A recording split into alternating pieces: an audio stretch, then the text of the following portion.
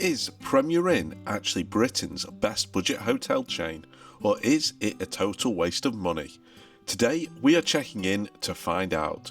We're putting their room comfort to the ultimate test and seeing if the famous Premier Inn breakfast is actually worth your cash. Make sure to hit that subscribe button because we're getting checked in right now. Hi folks, and welcome back. We're going to continue the budget series today, looking at the best budget hotel chains here in the UK, trying to find out which one's the best and where you should be spending your hard-earned money. So today we're at the largest budget hotel chain here in the UK, with over 800 hotels nationwide at the time of recording. It's also one of the only 3-star budget hotel chains that there is.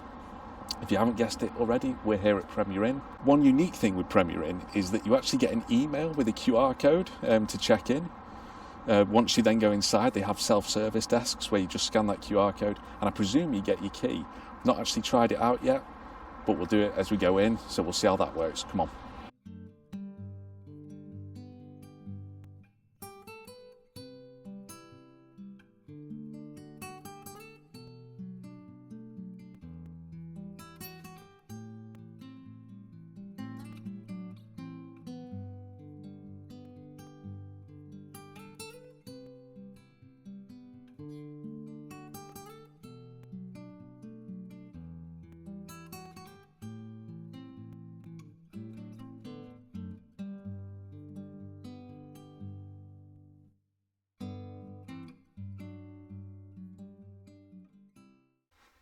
Hi folks, and welcome to the room.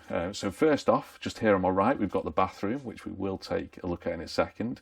Now, before we get started on the room, what I would say is this is just a standard double room here at Premier Inn. So it's not your Premier Plus or anything like that. It is just your standard double room. Most important thing, bed first. Now, it is meant to be a king-size bed. It does look slightly small in the room. It could be because there's quite a bit of space, especially on the left-hand side of the bed, not so much on the right, but it isn't in the centre. Maybe that's just throwing things off a little bit there, but it doesn't look that big, but we'll see how that goes. Either side of the bed, you've got 2 little floating bedside tables there, so you can put your wallet, your phone, your keys on there. Above them, you have got power sockets there. You've got USB and a 3-pin plug socket as well, depending on how you charge your stuff. Above them you have got 2 bedside lights that can be switched on with the light switches next to the bed. Those light switches also control the lights in the room, so if you come to go to bed, you don't want to get out of bed, you can switch them all off there. Elsewhere in the room we have nice 2 chairs with a table, so if you want to have a little sit down or do anything, you've got the table there for you as well. There is also a TV in the room with a lovely wood panel effect behind it. There's a little desk shelving unit next to the TV. Not 100% sure what it's going to be good for. There's plug sockets on either side, so you could charge stuff there, or maybe if you brought your own PlayStation, Xbox or whatever to put onto the TV. Who knows? There's a little bench underneath. It's a 2-person room. I'm not sure who'd be sat on that bench, but it's there if you want to use it. Next to the TV you have got the tea and coffee making facilities, and actually they look really good. So I can't see if it's a branded coffee machine, but it does look quite posh and fancy, so it'll be interesting to try that out later. You've got a kettle and you've got a few free tea bags and coffee pods as well there. Below that you've got a spare towel, and below that you've actually got a fridge as well that's working. There's 2 bottles of water in there and 2 chocolates. Now, as we speak, I do not know if they are free or if we have to pay for them if we take them, so we'll try and find that out. And then right at the end you've got a hairdryer in front of a mirror, with a little makeup area and a little stool there for you. Now, there's no desk in here, so if you want to do a bit of work while you're here, your laptop's probably not going to fit on the shelf under the TV, so you can have no chance of doing it really, unless you used one of the power supplies next to the lamp and maybe just run the cords to the little table and chair you have. That's pretty much it for the room. There is a full length mirror by the door, so if you need to just check your appearance before going out, you can do that. But for the room in general, that's pretty much it. So we'll head on into the bathroom and see what that looks like. Right folks, now we're in the bathroom. It's not the biggest bathroom in the world, but it is a good size. This is just a standard double room, so you're only ever going to get 2 people in here. The shower looks really nice, actually. It looks quite fancy as well. But the shower tray is massive. It's a walk-in shower, and there's room for at least 3 people in there if you wanted to get 3 people in. You've got a rainfall shower at the top, and you've also got a handheld one that you can just pull down as well. It does come with its own shower products, so you've got some shower gel there, Bayliss and Harding, if you forget to bring your own. Most important thing, you've got the toilet here, and you've also got the wash basin and a massive mirror. There you've also got Bayliss and Harding hand wash as well, just in case you need to use that. As things go, bathroom looks spotless, which is kind of what you want. Of course it's what you want, innit? You don't want a dirty bathroom, do you? So yeah, the bathroom looks spotless, which is fantastic. At the end of the day, it is a 3-star hotel, but it is a budget hotel chain, and you still want them to be clean, but you never know. It's not 5 stars. This is only 3. So, but this is fantastic. It's everything you need. It's clean. It's got a massive shower, toilet and sink. Yeah, nothing more that you want in here. Maybe a bidet, who knows? The bathroom and the room in general is quite funky with some mood lighting. In the bathroom you've got the purple lighting that you can put on point branding with Premier Inn there, and their purple logo. The room itself has gone through one of Premier Inn's new refurbs, so it is one of their new funkier rooms, one that will be coming to all hotels eventually in the Premier Inn range. One side of the room is a lot better than the other. With the TV and the coffee making facility, it looks really modern and actually quite luxurious in a way, not something you'd normally find in a budget hotel room. On the other side though, the side with the bed, kind of lets it down a little bit. You've got just a big grey wall, headboard doesn't really do too much. You've got some uplighting there, but it just feels, that side of the room feels posh in a way. That side feels a bit more budget. And that's it for the room, folks. We're going to try and get a good night's sleep now.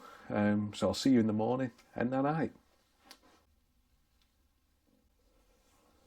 Morning, folks. So before we go through a review of the room and how we slept last night, we have actually got breakfast as well included here. Now, we had to pay an extra £10.99 for breakfast, but you do get full continental and full cooked breakfast, unlimited choice there, so you can have as much of it as you want. There is also an unlimited supply of soft drinks and tea and coffee as well. So let's go down and try and see what that's like. Come on.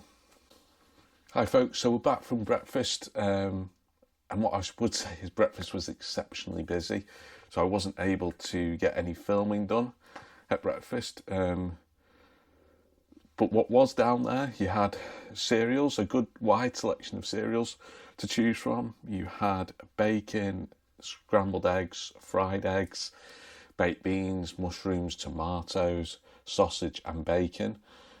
All of actually really good quality. Really impressed with Premier Inn's breakfast range down there. You also had breads, yogurts and fruits as well as soft drinks, orange, apple juice and tea and coffee that you could get, and you can have as much as that as you want with their unlimited breakfast. For £10.99, I really don't think you can go wrong with that, especially if you're staying in a Premier Inn that maybe in central London or somewhere that's going to be more expensive to go out and get breakfast. So that is a definite win there for Premier Inn. Onto the room. So what did we think of the room last night? Well, the bed itself is a king size, even though it looked quite small in the room, and there was plenty of space in there. The mattress is firm, but it does have a bit of give in it, and you could get a decent night's sleep on it. I didn't find it a problem. I've not woke up with any aches or anything this morning, so that was great. Pillows, I do prefer two. Just having one pillow was a little bit, you were lay a little bit low down, couldn't quite get that comfortable with the with my head and neck, but otherwise it was fine. Room during the night, quite warm. There is air conditioning on the side, which didn't have on, but under this duvet was actually really warm. So for a lot of the night, I actually spent it with the duvet off. It'd be fine if you were in the depths of winter and it's maybe -5 outside, but just a normal average temperature, then it does get a bit warm under there. One great thing with the bathroom during the night is that purple light is great to have on as kind of like a night light when you go in. So it doesn't wake you up with the bright white light as you would normally get, and you can see everything that you need to do and that while you're in there, so that was fantastic. The hotel is really busy at the moment, but we didn't really hear any exterior noise, no traffic noise, no noise from people's bathrooms or anything, so that was a definite positive.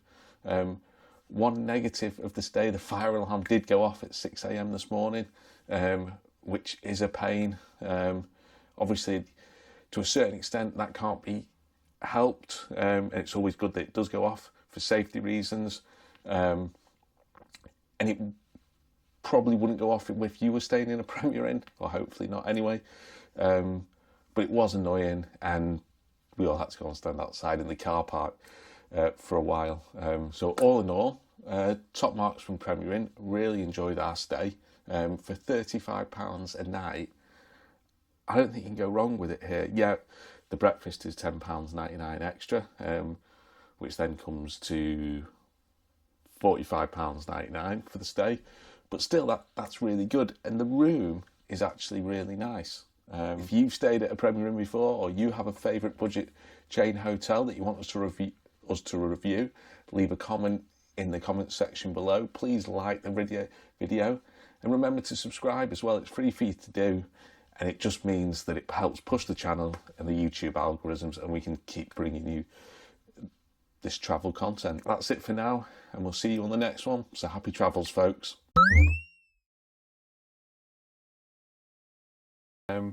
But as we come into the room, you can see we've got the bed here for you.